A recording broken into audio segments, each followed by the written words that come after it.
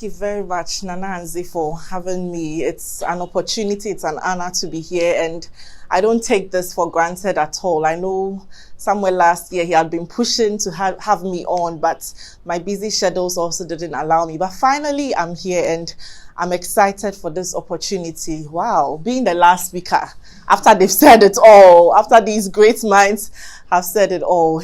Anyway, I'm also here to share my story. I'd like to start by asking, how many of us have been disappointed in life before? How many of us have failed in life before? How many of us have felt sad, disgraced, humiliated, rejected, disappointed, hurt? All sorts of descriptions. Yeah, most of us have been there. If you've been there before, I'd like you to put your hands together for yourself. Give yourself a round of applause. Great. I asked us to give ourselves a round of applause because if you've been there, then it means that perhaps you've overcome it by now, or you're still in the process of overcoming, which is good, which is progress, and that's all we all hope for. But if your life has been smooth, you've never had any bumpy ride, you've never had any roller coaster, it's been all smooth and cool for you, then maybe it's time for you to put down some strategies on how to overcome them, because the challenges will surely come in life.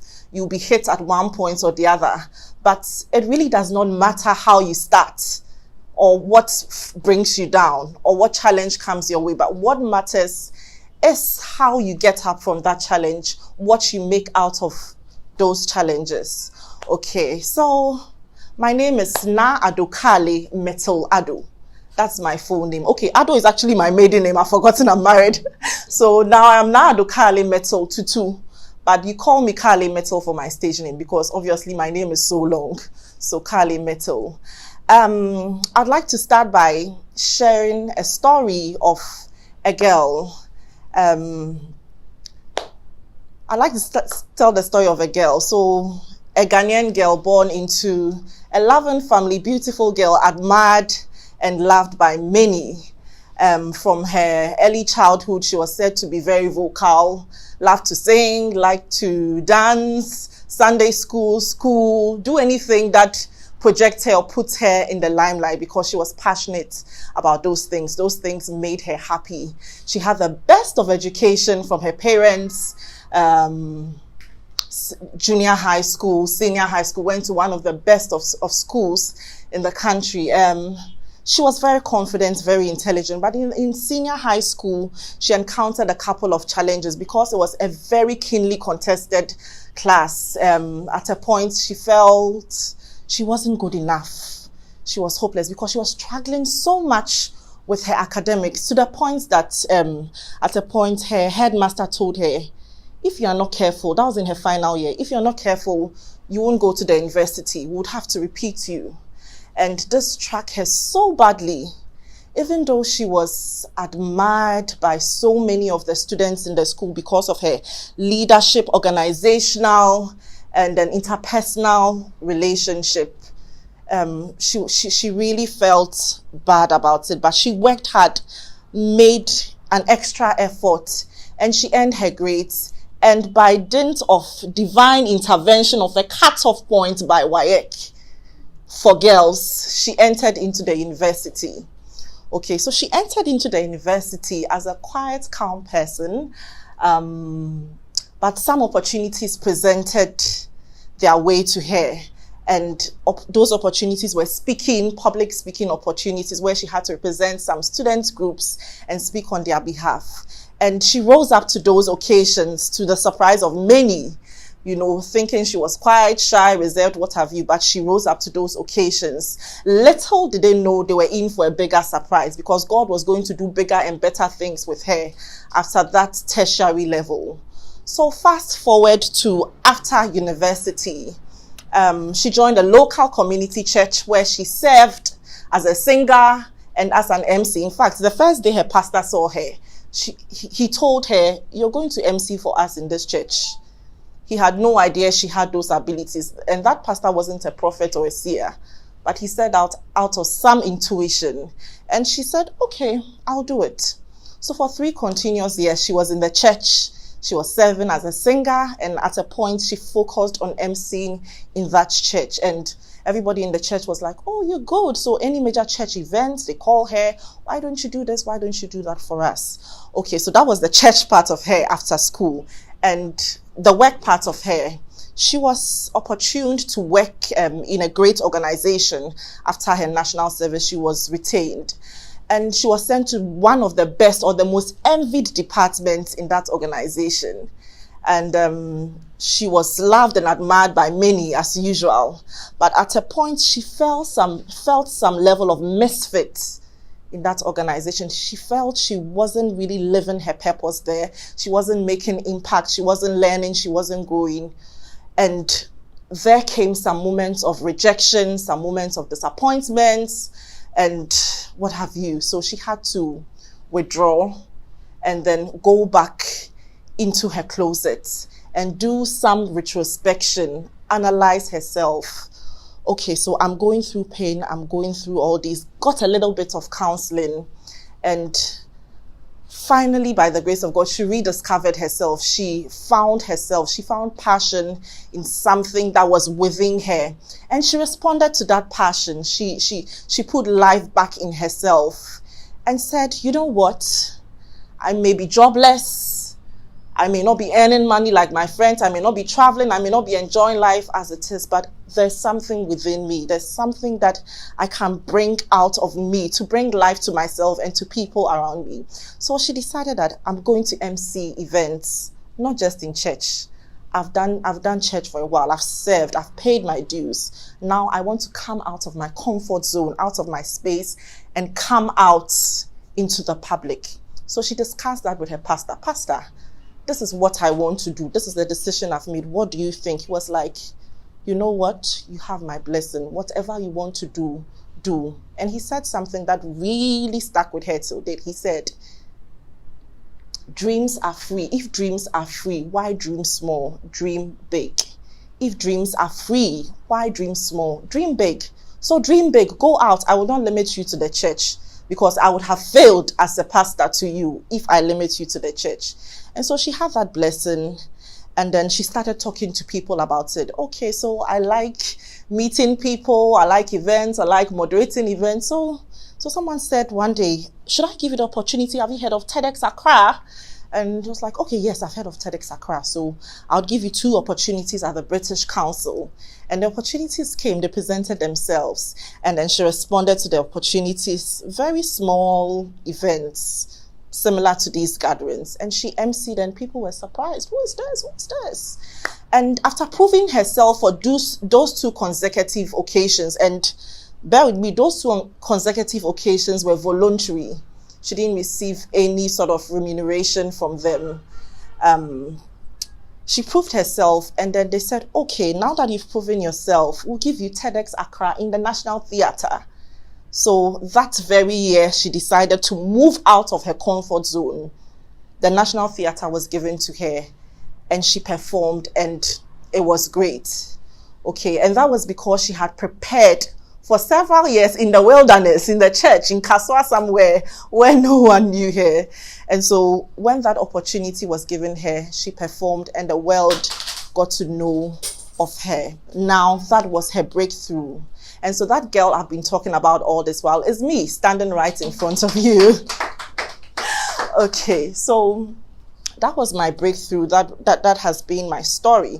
People have known me as a shy, quiet, reserved person. Even though I talk, when you get close to me, you know that I can really, really talk.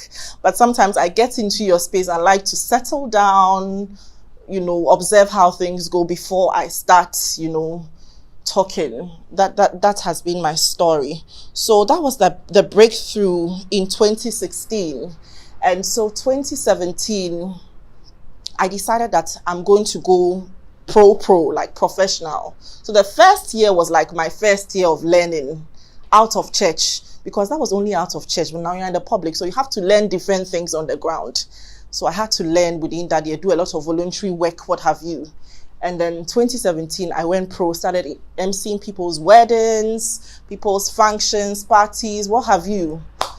And that very year, by the grace of God, I had a state event to MC where we had heads of states, diplomats, what have you. And the journey has been great.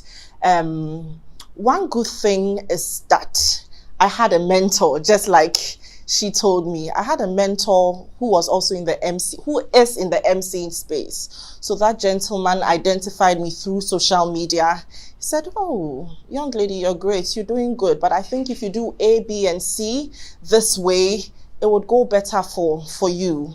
And so I took his advice, and gradually as I kept MCing other events, other people suggested to me, you are great as an MC by all standards, but I think it would be better if you do corporate MCing. That would work better for you. That would help you carve your own niche and you perform better as compared to the hey events. And so I did another introspection, and then I realized it's actually true. By my nature, by my appeal, I'm very much of a corporate person, and I flow better with that as compared to all the noise and all that, even though I get into my elements at times. So I took that advice into consideration, and I executed or implemented that advice. And then that is when I transitioned from Adokale. Initially, I was using the name Adokale. It's a Ghana name. Adokale as a general MC to Karley Mettle. So at least you can identify me with my first name and then my surname as an MC. Okay. Now, challenges. Challenges did come my way. I'm sure you'll be asking, it looks like she's had an all rosy ride when she started MC. No, challenges did come my way. Challenges did come my way because, first of all, family, which is supposed to be your basic support or foundation, did not understand me one bit. They did not understand why this girl wants to be everywhere. Going today, she's chasing here. Oh, I'm going to help Teddy. I'm going to help this person. I'm going to do this. And we're organizing an event. Oh, I'm emceeing. I'm introducing this. I didn't understand because you'd have to move from Kaswa to town every day and you're coming back with nothing. There was no sense. Young girl, you go out and you come back very late because you are the MC. You have to wait for everything to be over, for closing prayer to be said, for closing remarks, and then greet some people, make some networking, so you get home back late. And even whilst you're at the event, your parents are calling. Why are you? Can't you say it's late? You're not driving. Oh, but you still have to. I still had to, manage my way through, work my way out. At a point, my dad also wasn't well, and so it was very, very difficult managing the two. You'll be at home, you have to support. Before you even go out for an event on a Saturday, you are tired.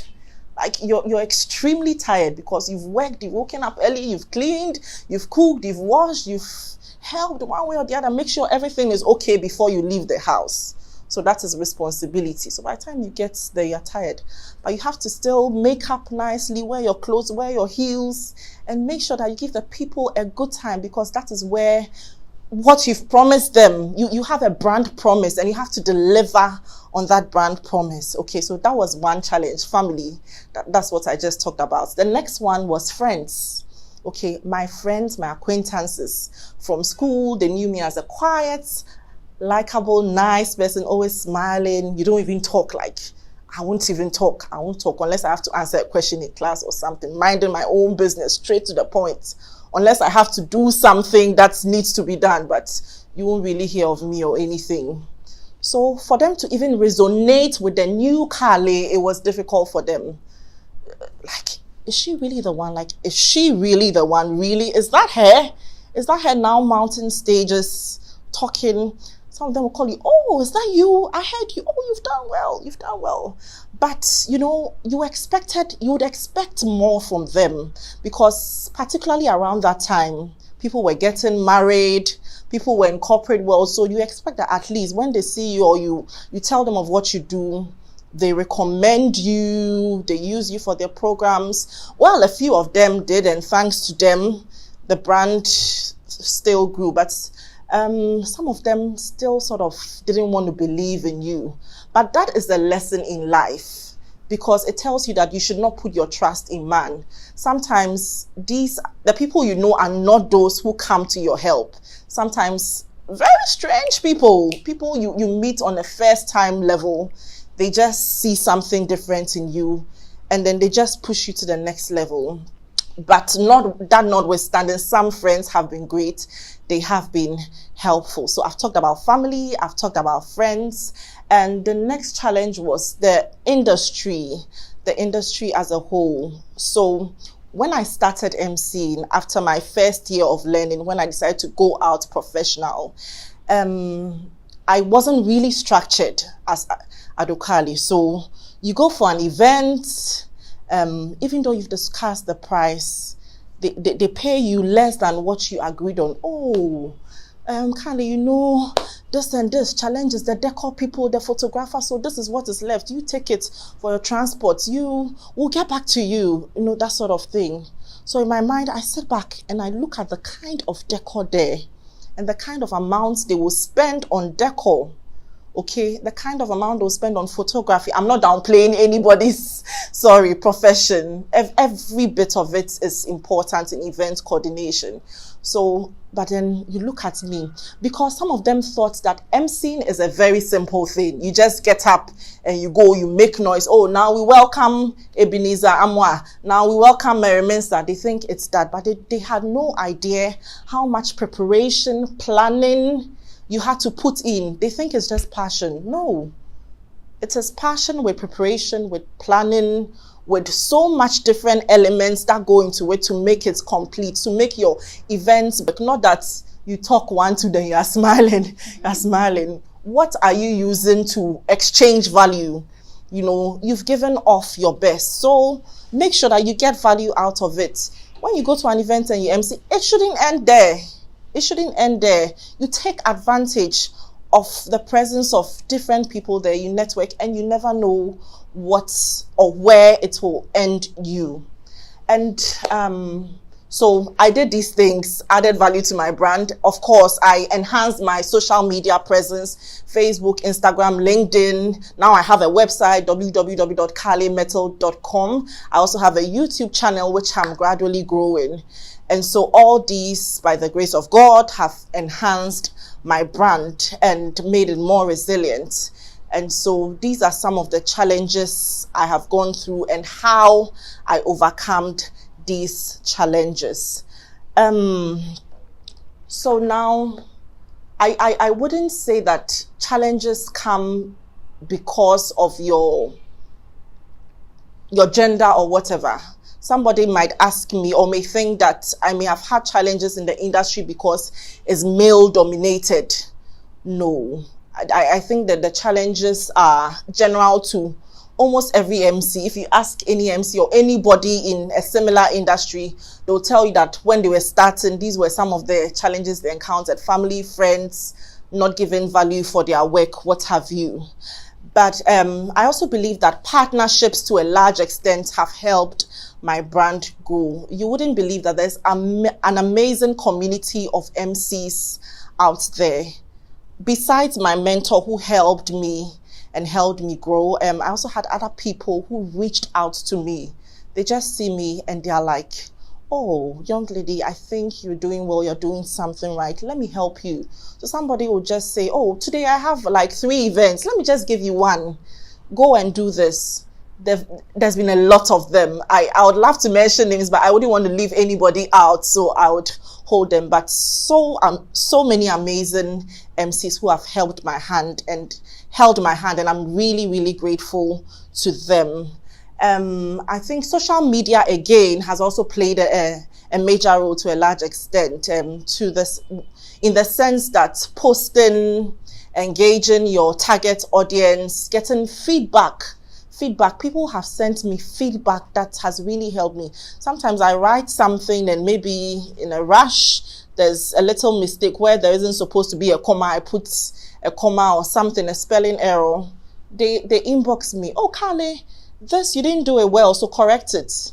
Or something, just something. And that really makes me grateful that, oh, at least people are not just liking my pictures because they look good or because I sound good or for any, but at least they also care about my growth and they give me feedback, which I really, really, really did or still do appreciate. So these are some of the things that have helped me. So that should tell us that whatever you are doing, you have to do it and do it well, because you never know who would be looking out for you or who will be watching you. So if you're selling gari, you're selling kenke, shito, whatever you're doing, it's good to consider branding it very, very well. Sometimes you just have to put in a little extra money, a little extra time, a little extra effort, take feedback from people, and then it would help you grow your brand to a large extent. I remember some years back, somebody told me something, that there's a certain musician, he feels the musician is too cheap. Everywhere he's there, he's all over the place, and you know, they are not paying him well and all that, and even small events cry. And I listened and I was like, oh really, is that the case? But fast forward some years back, the musician has blown everybody's mind, received several awards in Ghana and beyond, is all over the place now. If you should know who I'm talking about, you could guess. First gospel artist to win VGMA Musician of the Year. And that really inspired me to some extent, because I received invites from people who necessarily may not have had a budget for me, but they'll tell me that this is an event, we want you to be there, we believe in you. And that one alone is consoling. Sometimes I look at the background from which they are coming and look at the direction they want to go. I'm like, these people are doing something good. Let me go and support them. Even if they don't really pay me for my value, I think I should come and identify with them and MC for them. And it's really helped, because sometimes you go for a quote and unquote small event and you don't know who is sitting in there. That person may be the next Bill Gates or something. The link they'll give you alone, it would blow your mind. And those are some experiences I have had, and so I do not take them for granted at all. So these have been some of my experiences, both good and bad, and how I have worked at them. My brand is where it is because of people. So I do take people very seriously, my relationships with people. It's not easy, but in this busy world of ours, I strive to maintain a good rapport and relationship with people, because people do matter. So in conclusion, I've talked a lot. In conclusion, what I'll say is, if dreams are free, why dream small? Dream big. But you can think global and start locally. You may want to go local, be the next Bill Gates, the next Jack Ma, the next Aliko Dangote, what have you, Ellen Johnson Sirleaf, Oprah Winfrey, whoever you can think of. I mean, there's nothing under the sun that has not been done. We keep reinventing the wheel, but start somewhere, just start something, and pursue your purpose with passion. Pursue your purpose with passion, because passion defies all odds. Passion defies all fears. Have you ever been in love with somebody? Now, let's be real. Have you been in love with somebody before? Maybe you were from Kumasi or Takoradi and the person was in Accra or Cape Coast. And then, you travel like every Saturday or every month to go and visit them because of love. Yes, if we'll be honest with each other, we've been there before. And when you are traveling by road, those roads can be dangerous sometimes, high rates of accidents. But has it ever occurred to you that you never thought of being involved in an accident because of love? You go after these people. So that is passion. And therefore, if we are passionate about whatever purpose we have in our lives, we have to pursue it with all diligence, with all our strength, with all our might, with everything that's within us. Because, permit me to preach, the Bible says that a man's gift will make room for him, and it will bring him before great people. Also says that, seest thou a man diligent in his ways, he will stand before kings and queens. So let's not just work with passion, but let's build our passion with diligence, with hard work, with a lot of things that can help us. Continuous learning, networking, rebranding, what have you.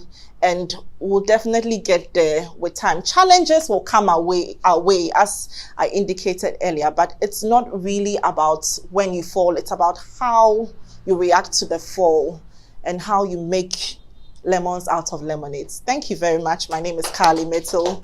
Grateful for your time.